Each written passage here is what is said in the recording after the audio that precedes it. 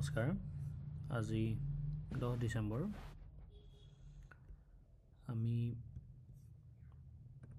Trade লোৱা নাই এতিয়ালৈকে। কলৰ ট্ৰেড এটা মিছ কৰিলোঁ।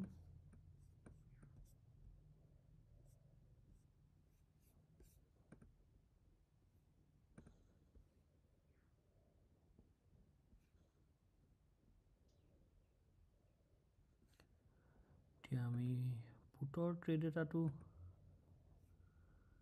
নাছিলে এইখনত। একেবাৰে সৰু এছেল এটা ৰাখি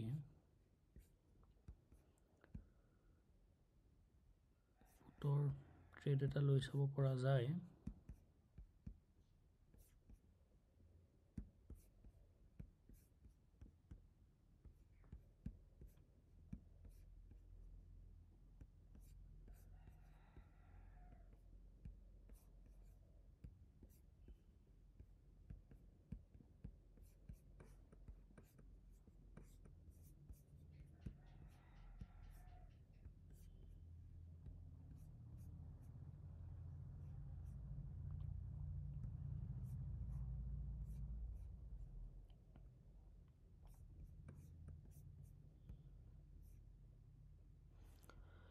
এই ৰেজিষ্টেঞ্চডাল পাৰ কৰিলে আমি ওলাই যাম। আমাৰ আজি ট্ৰেডটো মানে কলৰ ট্ৰেডটো মিছ কৰিলোঁ, তো সেইকাৰণে মেবি আৰু মাৰ্কেট ওপৰলৈ উঠি যাব পাৰে, প্ৰবেবিলিটি সেইটোৱে আছে।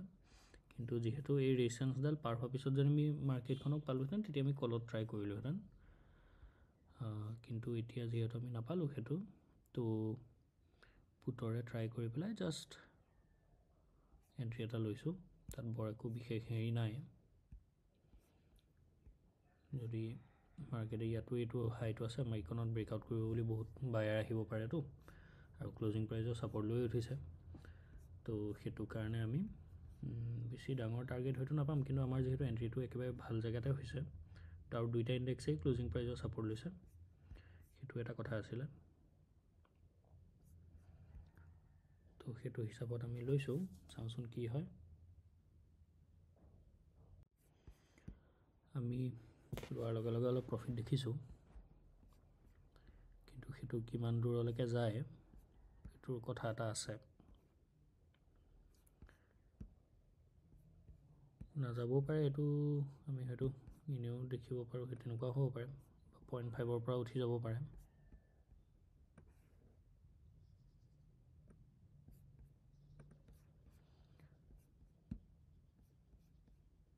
কাৰণ এই সূতা এডাল আছিলতো, সেইডাল ক্লিয়াৰ কৰিবলৈকে হয়তো মাৰ্কেট তললৈ নামিছিল। এতিয়া আকৌ উঠি যাবও পাৰে, এতিয়া উঠিছে এইটো 423ৰ ওচৰতে লৈছোঁতো। এতিয়া আমি 100 পইণ্ট তললৈ নামিলে।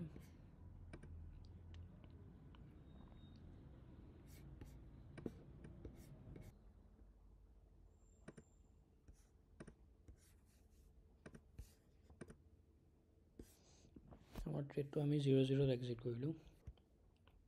9:39 লৈছিলোঁ, 10:02 ওলাই দিলোঁ। 130,506। তো আজিৰ কাৰণে ইমানেই।